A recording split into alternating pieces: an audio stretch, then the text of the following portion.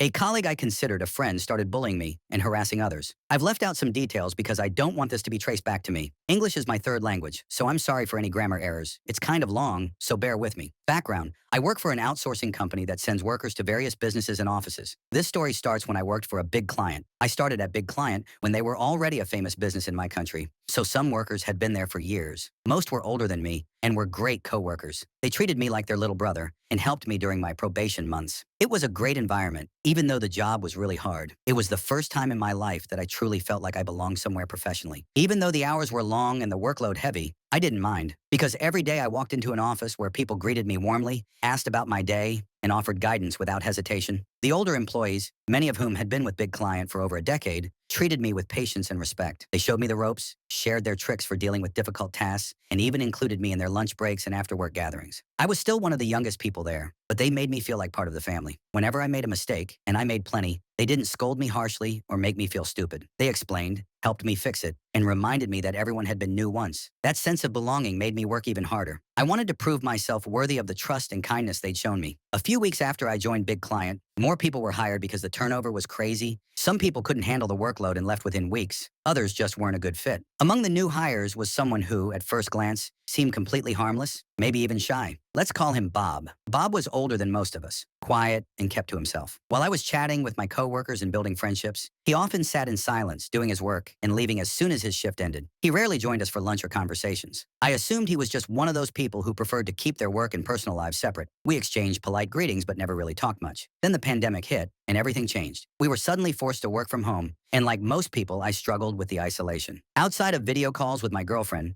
now my ex, and occasional chats with my mom, I barely spoke to anyone. The lack of social interaction started to get to me, and that's when Bob messaged me out of the blue. At first, it was simple work-related questions. Then gradually, our chats became more casual. We talked about hobbies, shared jokes, and discussed life during lockdown. I started to think Bob was actually a pretty decent guy, just shy and misunderstood. He was much older than me, so sometimes he made jokes that felt outdated or even a little inappropriate, but I brushed it off. I assumed it was just a generational thing. Months passed, and I considered Bob a friend. When the company finally announced we'd be going back to the office, I was honestly looking forward to meeting him in person again. But then we got some bad news. Big Client was downsizing. The pandemic had hit their business hard, and they were forced to let people go. I was terrified I'd lose my job. But because I was one of the few employees fluent in English, they decided to keep me and transfer me to another account. New client. To my surprise, Bob was transferred too. From the moment we arrived at New Client, I knew things would be very different. The office vibe was nothing like Big Client. Most of the staff were Gen Z, energetic, outspoken, and extremely online. At Big Client, I'd been one of the youngest employees. Now I was suddenly one of the oldest. It was a strange adjustment, and I worried about how I'd fit in. Bob, however, seemed overly excited. It was like a switch had flipped. The quiet, reserved man I knew suddenly transformed into someone loud and eager to socialize. At first, I thought he was just trying to adapt to the new environment, but I was wrong. Very wrong. Within days, Bob began revealing a side of himself I had never seen before. He flirted with every single woman in the office. And I don't mean harmless flirting. I mean deeply uncomfortable, creepy flirting. It didn't matter if they were in our division or not. If they were young and female, he was trying to charm them. It was pathetic to watch. A man in his 50s trying to act cool around 20-somethings. He made crude jokes, hovered too close, and laughed at things no one found funny. At first, people tried to be polite. Then they started avoiding him altogether. But Bob didn't stop there. He started telling disturbing stories, bragging about how he was supposedly rich back in his hometown and how he had slept with all the servants. He laughed like it was a funny memory, but it was horrifying. He was openly describing rape. Every time he told that story, the room went silent. The friendly, shy man I'd once chatted with during lockdown was gone. In his place was a disgusting creep who seemed to think his behavior was charming. And it wasn't just strangers. He turned his attention to me too. At first, it was little things. Bob would tease me about my weight in front of others, calling me the company bear or big guy in a mocking tone. Then he started making fun of my acne, asking if I washed my face with cooking oil. He joked about how tan I was, implying I looked too poor to stay indoors. And of course, he brought up the fact that I didn't have a wife or girlfriend, loudly wondering if I was too ugly to get one. At first, I tried to laugh it off. I didn't want to cause drama, and part of me still believed he was just trying to joke around and didn't realize how cruel he sounded. But the jokes kept coming. Every day, he found a new way to humiliate me in front of everyone. Most of my younger coworkers weren't amused. Some even spoke up, telling him to stop. But Bob always brushed it off with the same excuse. "I'm just joking. Don't be so sensitive." He'd say it with a smile, as if that made everything okay. It was around this time that I noticed how uncomfortable the women in the office were. They started avoiding the break room if Bob was there. They'd quickly excuse themselves if he joined a group conversation. Some even came in early or stayed late just to avoid being alone in the office with him. But the thing that truly disgusted me, the thing that made me lose every last bit of sympathy I had, happened during a lunch break. I was eating with a coworker from another division, a gay man I was friendly with. We were talking about a TV show when he suddenly looked uncomfortable and said, "Can I tell you something? But you have to promise you won't say anything." I nodded. He hesitated for a while, then finally showed me his phone. It was a string of Instagram messages. Bob had been messaging him late at night, asking him to cosplay as a schoolgirl, and sending disturbing, inappropriate photos. The messages were disgusting. It was clear Bob wasn't just a creep. He was a predator. I was furious. My coworker begged me not to tell anyone. He was scared of being outed, scared of people finding out. So I promised I wouldn't say a word, but something inside me changed that day. Bob was no longer just an annoying jerk. He was a danger to the people I cared about. The second moment that pushed me over the edge came not long after. A group of coworkers had finally had enough of Bob's bullying and told him to stop insulting me. And that's when he laughed and said, "Relax. I'm gonna insult him until he completely breaks down." That was the moment I realized Bob's cruelty wasn't accidental. It wasn't him being clueless or awkward. It was deliberate. He was trying to destroy me. And that was the day I decided I was done forgiving him. I wasn't just going to ignore him anymore. I was going to make him regret ever messing with me. The first step was simple. Cut him off completely. I stopped talking to him, stopped responding to his jokes, stopped acknowledging his existence. And because so many of my coworkers already disliked him, it wasn't hard to get them to do the same. I started talking, quietly, carefully, to people in other divisions. I told them about how he mocked me, how he harassed the women in the office, how he made everyone feel uncomfortable. I didn't spread lies. I just told the truth. The result was immediate. Bob went from trying to be the office's funny guy to being completely isolated. People stopped sitting next to him during lunch. No one invited him to join group chats or after-work hangouts. Even the women who had once been too polite to speak up started yelling at him when he made inappropriate jokes. For the first time, Bob looked small. He walked through the office like a ghost, ignored and avoided by almost everyone. Then came his birthday. In a desperate attempt to win people back, he ordered pizzas for the whole office. People thanked him politely, wished him a happy birthday, and went back to their work. It was cold, distant, nothing like the cheerful birthday surprise they'd thrown for me just a few weeks earlier. That day, something in Bob broke. A few days later, he begged our team leader, Rose, to move him to the night shift so he wouldn't have to face us anymore. Rose, who was known for being too kind, agreed. For a while, I thought that was the end of it. Bob had been humiliated, socially destroyed, and pushed out of the daytime office. I'd won. But then something strange started happening. Whenever I came in for the morning shift, I noticed Bob wasn't leaving with the night shift workers. In fact, he was rarely there at all. People would shrug when I asked about him and say things like, "I never see him." They looked nervous, like they didn't want to get involved. It didn't make sense. He was supposed to be working nights. So where was he? That's when I had a thought. What if Bob wasn't working nights at all? What if he was pretending to work and logging in from home instead? It was just a theory, but the more I thought about it, the more it made sense. He had access to the company apps. He was tech savvy enough to copy them onto his laptop. And the night shift supervisor was a team leader from another division. Someone who didn't know all the workers by face. Bob could easily fake his presence. I had no proof, but I decided to test my theory. One night, on one of the rare occasions Bob actually showed up, I casually walked over and said, "Wow, it's rare to see you in the office. Are you getting bored working from home?" His reaction was priceless. He froze. Then his eyes widened and he quickly walked over to me. "Who told you?" he whispered, panicked. I laughed and said, "No one. But I know you, Bob.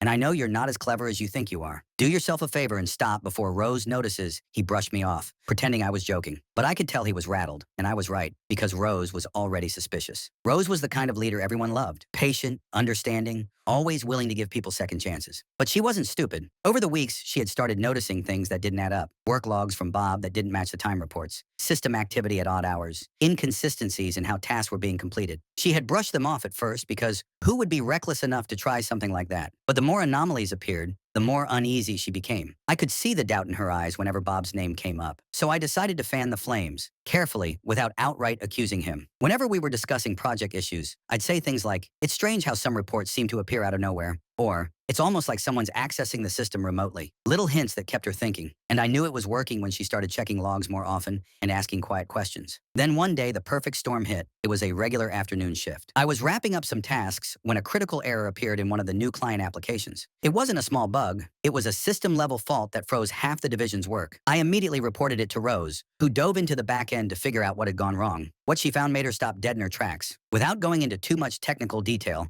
Bob's account had been active during a time when he was supposed to be working, but there was no sign of him in the building. His account had accessed sensitive internal functions from a location that wasn't tied to the office network. That shouldn't have been possible unless someone was logging in remotely, which was strictly against company policy and grounds for immediate dismissal. I watched her face change as she pieced it together. She double-checked, triple-checked, even called someone from IT to confirm what she was seeing. And with every confirmation, the disappointment grew deeper. Rose had always believed in giving people the benefit of the doubt, but now she was staring at hard evidence that Bob had been lying for weeks, maybe months. I decided to give her one last push over the edge. "You're such a kind boss," I said in a deliberately innocent tone. "Most people would have noticed this weeks ago. I mean, how could Bob betray your trust like that after everything you've done for him?" Joe, her boyfriend, happened to be there too, and he nodded, agreeing with every word I said. It was exactly the reinforcement she needed. For the first time since I'd known her, Rose's face hardened with pure anger. That evening, she called Bob. I wish I could have heard the entire conversation, but I caught the important parts. Rose didn't bother with pleasantries. She went straight for the throat, demanding an explanation for the unauthorized remote work, asking why his logs didn't match his physical presence, and accusing him of violating company policy. Bob, predictably, denied everything. He claimed he had been working late in the office and suggested there must be a mistake. Rose wasn't buying it. She told him flat out that if he didn't provide proof that he had been physically present and following procedure, there would be consequences. He promised he'd show up that night and prove her wrong. He didn't. Rose waited until 1 a.m., checking every hour to see if he had come in. He never did. When she called him again, he claimed he had suddenly fallen ill on his way to work and was going home. He even tried to request a sick day. Rose rejected it immediately, marked him as absent, and told him they would speak in person the next day. When I came into the office that morning, the tension was thick. Everyone was talking. They didn't know the details, but word had spread that Bob was in serious trouble. And for once, people weren't gossiping with pity. They were smiling. There was a quiet, collective satisfaction in the air. Everyone had suffered because of him, and now it seemed like karma was finally catching up. Bob showed up for the day shift, trying to act like nothing had happened. He avoided eye contact with Rose and spent most of the day pretending to be busy. He did this for about 3 days. Then, without warning, he was gone. No goodbye, no farewell messages, no final attempts to mend his reputation. He simply vanished from the company. The official story was vague: mutual separation, personal reasons, the usual corporate euphemisms. But through the grapevine, I heard the truth. He had been either forced to resign or outright fired. Either way, he left without severance, without a recommendation, and without a future in the industry. No company would hire someone caught violating internal security like that. The office felt lighter after he was gone. The women who had once dreaded coming to work walked in smiling again. Conversations flowed without awkward silences. Jokes didn't come with a sharp edge. Even lunch breaks felt different, peaceful, easy, human. It was like Bob had been a shadow over all of us, and now the sun was shining again. I thought that would be the end of the story, but months later, I heard even more about him. Other divisions started sharing their own stories: how he had made inappropriate comments to interns, how he had harassed a temp so badly she quit, how he'd bragged about things that made people deeply uncomfortable. It turned out he had been far worse than I ever knew. I felt no guilt, no regret, just relief. Bob had shown me who he really was. Not the shy coworker I once thought was a friend, but a manipulative, predatory, small man who thrived on making others feel powerless. And in the end, it was his own arrogance, his own ego that brought him down. The best part? He never saw it coming. He thought he could bully me into silence, isolate me, and turn others against me. Instead, I turned the entire office against him. He thought he could cheat the system and get away with it. Instead, he exposed himself, and all I had to do was nudge the dominoes. The first morning after Bob was gone felt different. It's hard to describe, but the whole building had a new kind of silence. Not the tense, heavy silence that used to fall whenever he walked into a room, but a calm, peaceful quiet. People were chatting more freely, laughing louder, even playing music quietly from their desks. Something no one dared do when he was around, because he'd always find some snide remark to ruin the mood. It was like we'd all been holding our breath for months and could finally exhale. Rose, too, seemed lighter. She never publicly addressed what had happened. The company wanted to keep things professional and quiet, but her body language said it all. She moved around the office with more energy, smiled more often, and stopped looking so tired. She had carried the weight of his behavior more than anyone realized. As the team leader, she had felt responsible for every complaint that was never officially filed, for every uncomfortable glance, every whispered, "Just ignore him." Now that weight was gone. The women who had dreaded being in the same room with him started staying late to chat again. The gay coworker who had shown me Bob's disgusting messages was smiling more too. He even told me one afternoon, "I finally feel safe coming to work." That hit me harder than I expected. It made me realize that this wasn't just about revenge anymore. What I'd done had changed something real for people. It wasn't just them. I changed too. I'd always thought of myself as quiet and reserved, not someone who could shift the balance of a workplace or lead a movement. But watching how people looked at me now, with trust and even gratitude, I realized something. I had become the person they rallied around. I hadn't planned it, but slowly, without meaning to, I'd become someone people relied on. And the irony? Bob had helped make that happen. All his cruelty, all his attempts to humiliate me and make me feel small, they had only made others notice the difference between us. When he tore people down, I listened to them. When he made jokes at their expense, I treated them with respect. He tried to make me his victim, and instead, he made me the center of a quiet resistance he never even noticed forming. But his absence left a few lingering scars, too. There were moments when a new hire would make an off-color joke and the whole room would go silent, every pair of eyes darting nervously toward the door as if expecting Bob to walk in. He had left behind a kind of reflexive fear, a muscle memory of discomfort. It took months before those moments stopped happening, before we all truly believed he was gone for good. I kept hearing about him from other divisions, too. People started sharing stories they'd never dared tell before. There was the intern he cornered in the break room with dirty jokes that made her cry, the part-timer he mocked in front of the whole team for being too fat to sit on the office chairs, the assistant he told to smile more and wear tighter clothes if she wanted a promotion. The more I heard, the more I realized that what I thought I knew was only the tip of the iceberg. It made me angry all over again. Angry that he'd gotten away with it for so long. Angry that so many people had been too afraid to speak up. Angry that, in a way, I had once been part of the problem. Laughing nervously at his jokes, staying silent when he crossed a line, convincing myself it wasn't my place to do anything. But that anger also lit something in me. I promised myself that no one like him would ever get that kind of power again, not if I could help it. I started speaking up more, not just about harassment, but about fairness, boundaries, and respect. I supported coworkers when they filed complaints. I encouraged people to document things and talk openly about what made them uncomfortable. Slowly, the culture started shifting. New Client became a place where people felt like they could breathe and speak without fear. Months passed. Work continued. The division evolved. But Bob became something of a legend, a whispered cautionary tale about arrogance, entitlement, and thinking you're untouchable. His name was like a ghost story new hires heard over coffee. Don't be a Bob. And me, I moved on too. Rose recommended me for a transfer when our division eventually downsized. Without her, I probably would have been laid off like so many others. But she told me I had been one of the most reliable people on her team, someone she could trust no matter how bad things got. That meant more to me than any promotion or raise ever could. I stayed in touch with a few people from that time, and every now and then Bob's name comes up. Rumors say he tried applying to other companies, but never got past the background checks. Some say he left the industry entirely. Others say he's still trying to work freelance jobs but can't keep clients. I don't know which version is true, and honestly, I don't care. What I do know is this. He underestimated me. He underestimated all of us. He thought we were powerless, too timid to fight back. But people like Bob forget that cruelty always leaves a mark, and eventually those marks become evidence. By the time he realized that, it was already too late. Weeks turned into months, and Bob's name stopped being mentioned in daily conversations. But he was still there, like a ghost that refused to leave the building. Every once in a while, someone would bring him up over lunch. Remember how he used to brag about his servants? Or, I still can't believe he thought that kind of behavior was okay. Laughter always followed, but beneath it was something heavier. The memory of how much damage one man had caused just by thinking he was untouchable. It was strange, though. As much as I hated him, I couldn't deny that his downfall had shifted something in all of us. We weren't the same team anymore. We were closer, more aware of each other's boundaries, more protective of one another. That experience had bonded us in a way that endless meetings and team-building activities never could. Rose told me one day,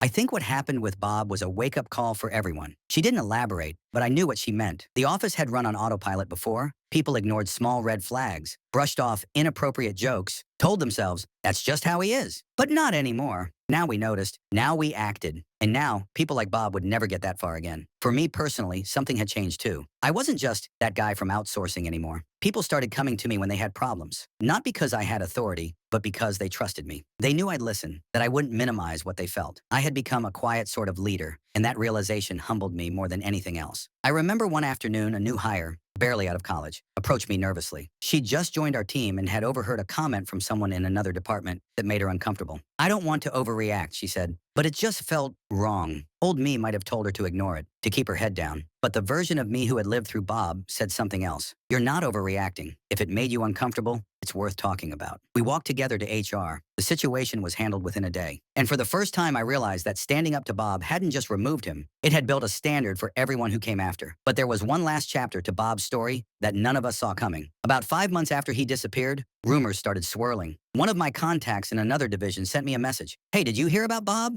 He tried applying here. I nearly laughed. Of course he had. But the message didn't end there. They ran a background check. Guess what? Word about his behavior at New Client got around. Nobody wants to hire him. Apparently, Rose's report, the one she reluctantly filed after catching him cheating the system, had circulated further than we thought. It wasn't public, but people in our industry talk, and reputation spread quickly. Bob's name had become synonymous with liability. His decades of experience couldn't erase the stain of what he'd done. Some part of me, the part that had once been friends with him, felt a tiny pang of pity, but it was fleeting. Because I remembered the terrified faces of the women he harassed. I remembered the humiliation of hearing him say he'd insult me until I broke. I remembered the gay coworker shaking as he showed me those vile messages. And just like that, the pity vanished. Justice had a way of coming full circle, even if it took time. The company moved on, and so did I. When new client eventually downsized my division, I was one of the few who stayed. Not just because of my English skills, but because of Rose's glowing recommendation. "He's someone you can rely on," she wrote. "The kind of person who quietly changes a workplace for the better." Those words meant more to me than any raise or promotion ever could. Looking back, I often think about the strange duality of Bob, how he had once seemed shy and harmless, even kind. How I had dismissed those first jokes because I thought they were generational. How I had mistaken manipulation for friendship. And then how he turned into someone unrecognizable, cruel, predatory,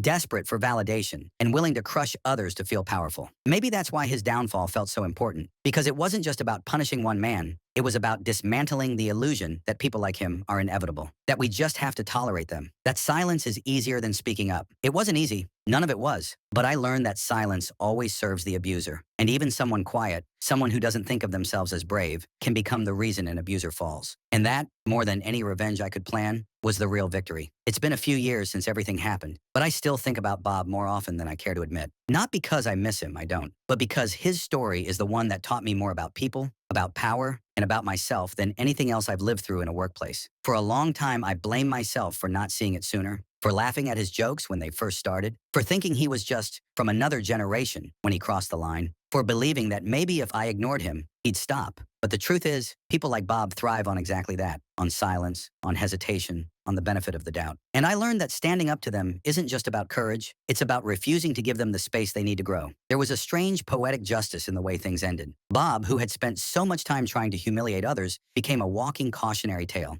I heard through the grapevine that he'd applied to at least 3 other companies and been rejected from all of them. One HR manager supposedly told a friend of mine, "We heard stories. We're not taking the risk." It wasn't official blacklisting, nothing on paper, nothing legal, but in our industry, word spreads fast. And once your name is associated with harassment and dishonesty, doors start closing. And I'll be honest, that knowledge made me sleep better at night. But the deeper satisfaction didn't come from Bob's punishment. It came from the changes that rippled outward after he was gone. The company quietly introduced new workplace conduct policies not long after his departure. There were now mandatory workshops about harassment, power dynamics, and digital boundaries. Anonymous reporting systems were added. HR, once a barely visible department, became a real presence. And while no one ever said it outright, everyone knew why those changes had been made. The culture shifted, slowly, but noticeably. People stopped brushing off jokes that made them uncomfortable. When someone crossed a line, they were called out. And for the first time since I'd started working there, I felt like I was part of a place where people actually cared about the difference between right and wrong. Even I changed. Before Bob, I used to keep my head down and focus on my tasks. I was the type of person who avoided conflict at all costs. But after Bob, I couldn't go back to that. I spoke up more. I volunteered for mentorship programs. I checked in on new hires to make sure they felt safe and respected. And when I saw someone crossing a line, even in small ways, I said something. It wasn't about revenge anymore. It was about protecting what we'd fought so hard to reclaim. One of the most unexpected outcomes came a year later, during a casual lunch with Rose. We were sitting in a small cafe near the office, and out of nowhere, she said, "You know, I don't think you realize how much you changed this place." I laughed. "Me? Rose, all I did was stop talking to Bob." She shook her head. "No, you didn't just stop talking to him. You showed everyone, including me, that we don't have to tolerate people like him. You made us rethink what we accept and why we accept it. And because of that, people feel safer now." That matters. That conversation stayed with me. It reminded me that even small acts, refusing to laugh at a cruel joke, sharing the truth with coworkers, planting a seed of doubt in someone like Rose's mind, can create bigger ripples than we ever expect. As for Bob, I haven't seen or heard from him since those last chaotic days. Every once in a while, someone mentions spotting him at a local cafe or hearing that he's trying to freelance, but nothing ever sticks. He faded into obscurity, a man defined by his own arrogance and self-destruction. And maybe that's the most fitting ending of all. People like him don't need dramatic takedowns. They destroy themselves the moment the world stops enabling them. Looking back, if you had told me on that first day, when Bob was just a shy, quiet coworker, that he would become the source of so much chaos and eventually his own ruin, I wouldn't have believed you. But that's the thing about people. Sometimes the ones you least expect are capable of the worst behavior, and sometimes the ones who think they're untouchable are just waiting for reality to catch up. I still wonder sometimes why he changed so drastically. Was it the pandemic? A midlife crisis? Had he always been that way and just learned to hide it well? I'll probably never know. And honestly, I've stopped caring. What matters isn't why he became who he was. What matters is that he's gone, and that we're stronger, wiser, and more united because of it. This story doesn't have a cinematic ending. There was no dramatic courtroom trial, No public apology, no big confrontation where he begged for forgiveness. There was just a slow unraveling. A man who thought he could manipulate and harass his way through life, undone by the very people he underestimated. And me? I walked away with something far more valuable than revenge. I walked away knowing that I have a voice, that even when I feel small, I have power, and that one person refusing to stay silent can change an entire workplace. I don't know where Bob is now, and I don't care to find out. But if I ever cross paths with him again, I hope he remembers me. Not as the fat, acne-covered loser he mocked, but as the person who saw through his facade and quietly helped end his reign. Because that's the thing about people like Bob. They rely on the world to stay quiet, and once someone breaks that silence, they never quite recover.